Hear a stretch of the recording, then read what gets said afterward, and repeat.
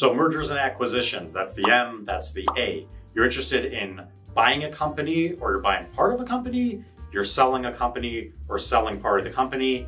The merger part of it is you may actually merge companies together, believe it or not. That gets a little sophisticated. There's different ways to do it. That's what M&A is. You're selling something, you're buying something, and it has to deal with businesses in the business world.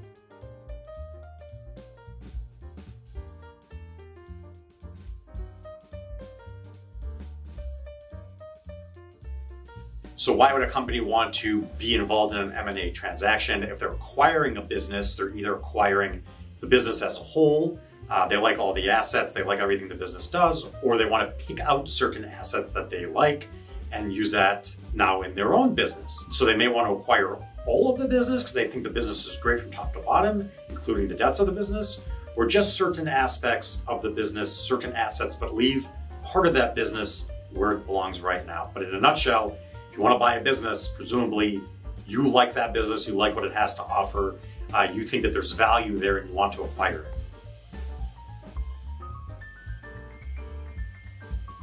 An asset sale is someone who says, I like that asset that you guys make, I want to buy that asset, or assets plural.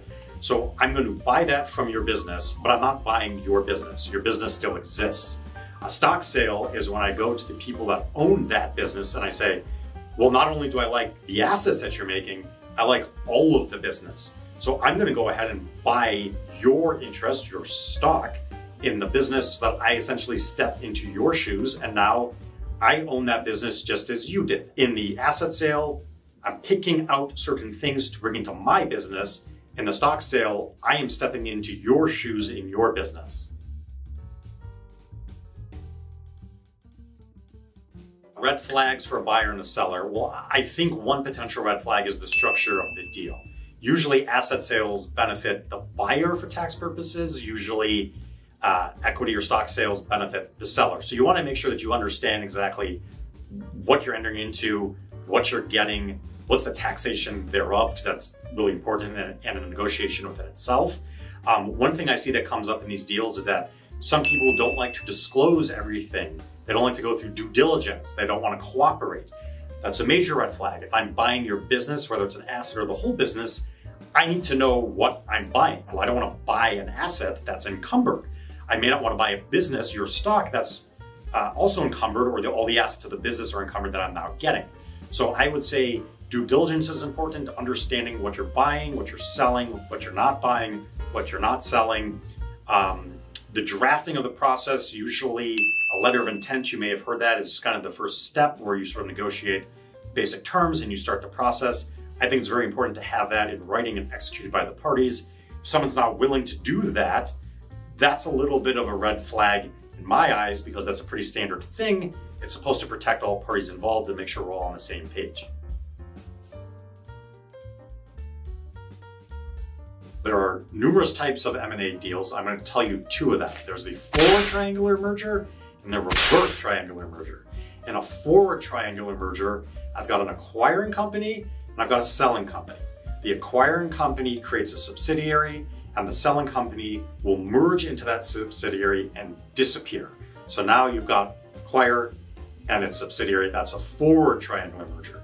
In a reverse triangular merger, we're going in reverse essentially. You got a buying company, you got a selling company. You have a subsidiary that's formed by the buyer, but the subsidiary actually merges in to the acquiring company so that the acquiring company actually stays as a business. It's now just owned by the buyer. How long does the M&A process take? I tell people that when you're starting the deal, LOI, through due diligence, through drafting all the paperwork and documents, look at it as more of an investment rather than a quick fix. You're probably looking at a few months if it's done correctly. The due diligence process within itself, that can take months. I've had that happen on cases before. So this is really an investment of money and time. You want to make sure you get it right. Doesn't happen overnight, but that's okay because this is a big transaction. If you're a buyer, a seller, or if you're actually merging two companies together, you need to understand that this really is a very big project and maybe the burgeoning of a new enterprise. So look at it at months, not days or weeks. My name is Michael Brandwine. I am the head of the corporate department here at the Gordon Law Group. I think M&A transactions are very, very exciting and very, very important, along with asset and stock sales. If you're interested in our firm and what we do, visit our website, gordonlawltd.com, like and subscribe, and we can help you in your M&A transaction.